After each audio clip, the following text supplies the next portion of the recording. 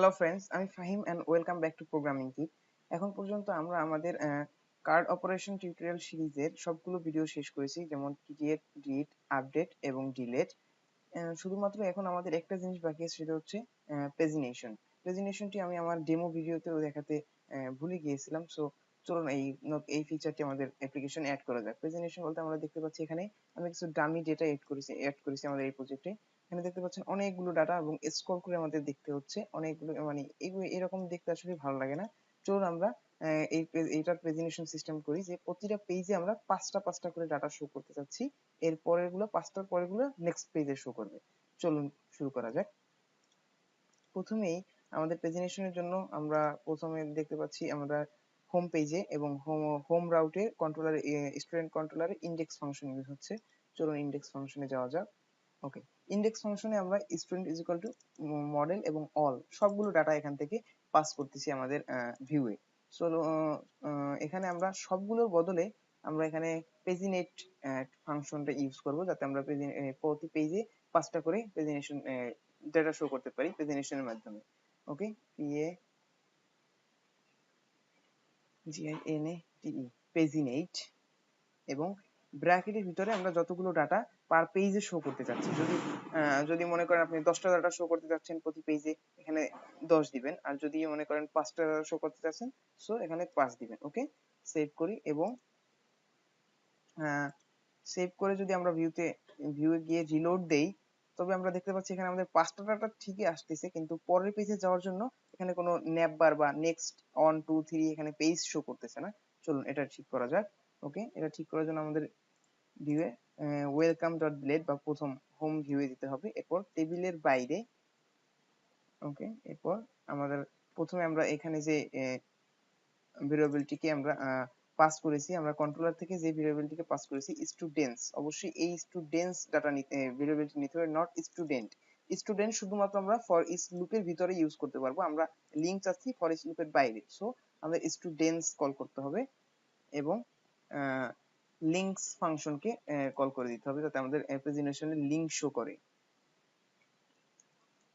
ওকে, লারাভেলে আসলে presentation system তৈরি করা খুবই সোজা। শুধুমাত্র আপনাদের কন্ট্রোলারে এখানে অল এর পরিবর্তে পেজিনেট এবং নাম্বার অফ কতগুলো ডেটা আপনি শো করতে চাচ্ছেন, এবং যেখানে আপনি টেবিল বা ভিউ আছে, ভিউ এ শুধুমাত্র উক্ত ভেরিয়েবল এবং লিংক ফাংশনে কল করে দিলে আমরা দেখতে পাবেন এখানে প্রেজেন্টেশন সিস্টেম এসে পড়েছে।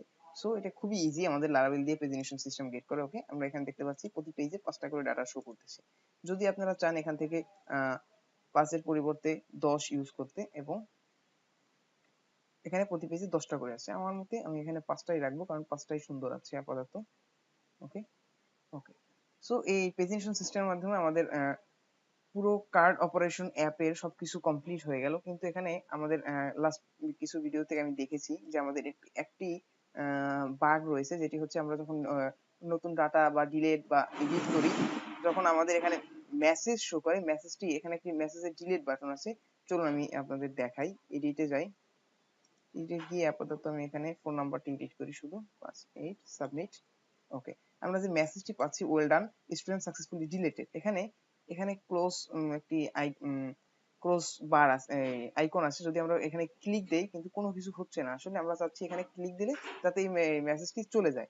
কারণ এর কারণ হচ্ছে না আসার কারণ, না যাওয়ার কারণ হচ্ছে আমরা লেআউট ফাইলে যাই, app.blade.php। আমরা এখানে বুটস্ট্র্যাপ ইউজ করেছি, এই যে আমরা বুটস্ট্র্যাপের সিডিএন ইউজ করেছি, সিএসএস ইউজ করেছি, কিন্তু এখানে jQuery ইউজ করেছি, কিন্তু বুটস্ট্র্যাপের কোনো জেএস ইউজ করিনি। এজন্য আমাদের এই জাভাস্ক্রিপ্টের ফাংশনগুলো কাজ করতেছে না। সো চলুন আমরা বুটস্ট্র্যাপ সিডিএন আবার আনা যাক। Bootstrap CDN,